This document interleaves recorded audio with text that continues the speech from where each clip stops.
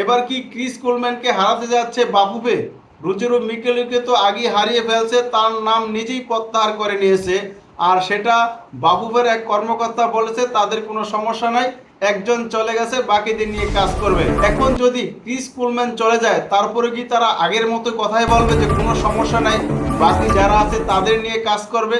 তার মানে তারা চাইতেছে এটা যে হাই প্রোফাইল যেই সব কোচাররা আছে তারা এক এক করে তাদের নাম উড্ড করে নেক, তারপরে হাবিয়ার কাবরের মতো মানে এ ধরনের একটা কোচার নিয়ে জোড়াতালি দিয়ে বাংলাদেশ ফুটবলকে এগিয়ে নেওয়ার স্বপ্ন দেখাবে সাধারণ ফুটবল প্রেমিকদেরকে। আসলে তাদের এই স্বপ্ন কখনোই পূরণ হবে না। বাংলাদেশ ফুটবল দর্শকরা কিন্তু জেগে উঠেছে, তারা কিন্তু প্রতিনিয়ত খোঁজখবর রাখতেছে যে ফুটবল দলের কোচার কে হচ্ছে, কাকে নিয়োগ করা হচ্ছে। যদি আবিয়ার কাবরের মতো কোনো কোচারকে যদি বাংলাদেশ জাতীয় দলের ফুটবলের কোচ করা হয় তাহলে কিন্তু সেটা দর্শকরা মেনে নেবে। তারা কিন্তু আন্দোলন করার জন্য প্রস্তুত, কোনো ছাড় দেওয়া হবে না, কোনো সিন্ডিকেট হবে না। আরে ভাই সিন্ডিকেট হবে না কেমনে? সালুদ্দির যুগ থেকে কিন্তু সিন্ডিকেট শুরু হয়েছে।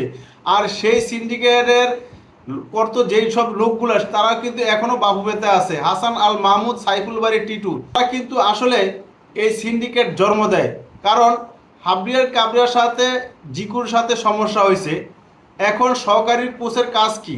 যে দুজনের মধ্যে সমঝোতা করা, তাই না?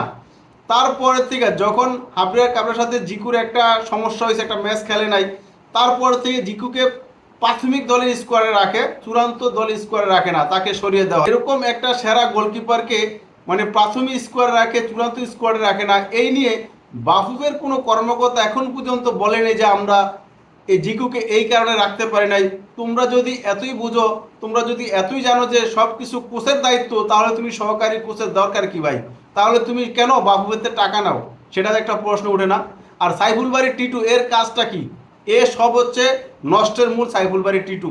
এদের দুজনকে সরাতে হবে, কিন্তু এদের দুজনকে সরাবে জানি না কেন তাবিদাওয়াল স্যার এই দুজনকে সরাচ্ছে না, কেন তাদেরকে পুষে রাখতেছে এটা আমি বুঝতে পারতেছি না।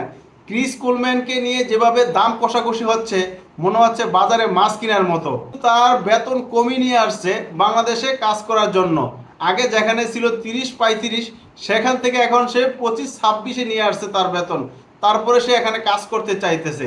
তার মানে সে বাংলাদেশ ফুটবলের ভবিষ্যৎটা সামনের দিকে দেখতেছে। সে বুঝতেছে এই দলে অনেক রত্ন রয়েছে, কিন্তু ভালোভাবে পরিচর্যা করা হইতেছে না, যত্ন নেওয়া হইতেছে না, এই কারণে বাংলাদেশ ফুটবলটা এগিয়ে যাচ্ছে না। বুঝার কারণে সে তার নিজের বেতন পর্যন্ত কমিয়ে কাজ করতে চাইতেছে।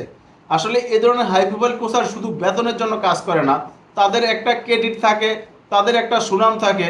তিনি যদি এই বাংলাদেশ দলটাকে ভালো পর্যায়ে নিয়ে যেতে পারে তাহলে কিন্তু তাকে দীর্ঘদিন মনে রাখবে। বাংলাদেশ ফুটবল ইতিহাসে তার নাম লেখা থাকবে যে ক্রিস কোলম্যানের আমলে বাংলাদেশ ফুটবল এখান থেকে এতটুকু উপরে গিয়েছে। এই জন্যই ক্রিস কোলম্যান বাংলাদেশে কাজ করার জন্য আগ্রহ প্রকাশ করেছে, সে এতটা ওয়েট করতেছে। আসলে এই ধরনের হাই প্রোফাইল কোচারকে আপনি এত সময় দিতে পারবেন না, তারা আপনাকে এত সময় দিবেন না যে আপনি আজকে বলবেন ভাই 4 টাকা, আবার কালকে গিয়ে বলবেন 5 টাকা, আবার বলবেন যে 6 টাকা, এরকম সময় আপনাকে দিবে না। তারা যেই সময়টা দিবে এই সময়ের মধ্যে আপনাকে ডিসিশন নিতে হবে। বাফুফে তো কোনো মুন্সিয়ানার পরিচয় দিতে পারে নাই, তাদের তো যে পেশাদারিত্ব আছে এটা নিয়ে তো প্রশ্ন করছে সাবেক ফুটবলাররা যে তারা পেশাদারিত্বের কোনো কিছুই দেখাতে পারে নাই। একের পর এক টাইম অতিবাহিত করতেছে, টাইম দিতেছে কোচ নিয়োগের ক্ষেত্রে, আজ না হয় কাল, কাল না হয় পরশু। এখন পর্যন্ত তারা কতটা টাইম মানে এক্সপেন্ড করেছে, মানে আজকে না 2 দিন পরে, 2 দিন না 3 দিন পরে, এভাবে কিন্তু তারা ঢিলামি করতেছে। আসলে পেশাদারিত্ব এটা বলে না, পেশাদারিত্ব বলে এটা যখন আপনার কাছে অপরচুনিটি আসবে সেটা আপনি লুপে নেবেন। তবে বাফুফে থেকে যত তাড়াতাড়ি সম্ভব এই সিন্ডিকেট নামক কয়েকজন লোককে ছাঁটাই করা দরকার। এদের ছাঁটাই করে